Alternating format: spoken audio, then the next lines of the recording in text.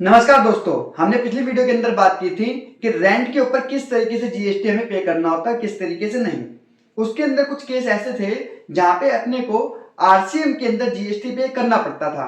अब काफी सारे लोगों का ये कमेंट आया कि सर ये आरसीएम क्या होता है, क्या नहीं होता, हमें इसके बारे में नॉलेज नहीं है। तो प्लीज आप एक वीडियो बनाकर उसके अंदर हमें बता दीजिए कि किस तरीके से आरसीएम होता है, किस तरीके से नहीं होता। तो आज हम बात करेंगे कि आरसीएम के बारे में। वैसे तो जीएसटी के अंदर जो जीएसटी पे करना होता है वो सेलर को पे करना होता है, यानी कि सेलर अपने बिल के ऊपर जीएसटी लगाएगा और जीएसटी गवर्नमेंट को पे कर देगा रेसिपिएंट से लेने के बाद। लेकिन कुछ केसेस ऐसे हैं जहां पे रेसिपिएंट खुद से ही गवर्नमेंट को टैक्स जमा करवाएगा, और अगर वो एलिजिबल भी है इनपुट टैक्स क्रेडिट लेने के लिए तो उसका वो इनपुट टैक्स क्रेडिट भी ले लेगा। अब अपन आज केसेस डिस्कस करेंगे वो वाले जहां पे हमें आरसीएम के अंदर टैक्स जमा करवाना पड़ता है गवर्नमेंट को। लेकिन अपन जो अभी डिस्कस करने वाले हैं वो मेन केस डिस्कस करने वाले हैं जो जनरली सारी कंपनियों के ऊपर एप्लीकेबल होते हैं। अगर आपको सारे के सारे केसेस जानने हैं तो आप हमारी वेबसाइट पे जाके भी इसको चेक कर सकते हैं। चलिए जी, पहला केस अपन डिस्कस करते हैं जीटीएस सर्विसेज का। यानी कि अगर आप कोई जीटीएस से सर्विसेज ले रहे हैं तो आपको रिवर्स चार्ज के अंदर उसका टैक्स जमा करवाना पड़ता है, और वो भी एट द रेट ऑफ 5%। अब जीटीएस सर्विसेज क्या होती हैं? Goods transport agency.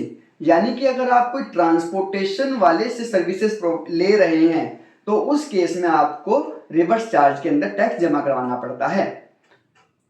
अब अपन दूसरे केस की बात करते हैं। अगर आप एडवोकेट की सर्विसेज ले रहे हैं तो उस केस में भी आपको रिवर्स चार्ज के अंदर लायबिलिटी पे करनी पड़ती है, और वो भी एट द रेट ऑफ 18%। ठीक है जी। अब अपन तीसरे केस की बात करते हैं। अगर आप रेंट की सर्विसेज ले रहे हैं तो उस केसेस में भी आपको जीएसटी रिवर्स चार्ज के अंदर जमा करवाना पड़ता है, और उसका रेट भी 18% ही है। ठीक है जी। अब अगर आप कोई इंपोर्ट कर रहे हैं और वेसल की सर्विसेज आप ले रहे हैं इंडिया में उसको गुड्स को लाने के लिए, तो जो वेसल का आप फ्रेट पे कर रहे हैं उसके ऊपर भी आपको रिवर्स चार्ज के अंदर जीएसटी पे करना पड़ता है।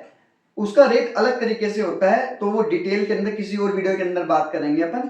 लेकिन मेन तौर पे भी अपन डिस्कस ये कर रहे हैं कि अगर वेसल से अगर आप गुड्स ले रहे हैं इंडिया के अंदर तो जो उसके ऊपर फ्रेट आप पे कर रहे हैं तो उसके ऊपर भी आपको रिवर्स चार्ज के अंदर टैक्स जमा करवाना पड़ता है।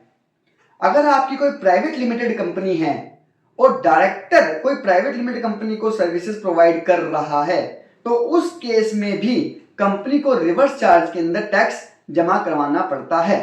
ठीक है जी। ये मेन तौर पे केस थे। एक केस और आता है जहां पे क्या होता है, अगर आप इंडियन रेसिडेंट हैं, यानी कि जो आपकी प्लेस ऑफ सप्लाई बन रही है वो इंडिया की बन रही है, और जो सप्लायर है वो इंडिया के बाहर का है, यानी कि नॉन टैक्सेबल टेरिटरी के अंदर वो फॉल करता है, और आप टैक्सेबल टेरिटरी के अंदर फॉल करते हैं, और अगर आप कोई सर्विसेज उससे ले रहे हैं तो उस केस में भी आपको रिवर्स चार्ज के अंदर जीएसटी जमा करवाना पड़ता है। ठीक है जी। अगर आप लोगों को रिवर्स चार्ज से रिलेटेड कोई भी प्रॉब्लम है, कोई भी दिक्कत है, कोई भी परेशानी है, तो आप कमेंट बॉक्स के अंदर कमेंट करके अपना क्वेश्चन पूछ सकते हैं। हम लोग 24 घंटे के अंदर अंदर इसका रिस्पॉन्स करने की पूरी कोशिश करेंगे।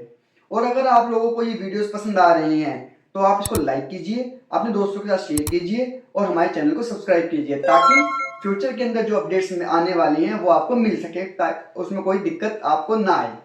Thank you.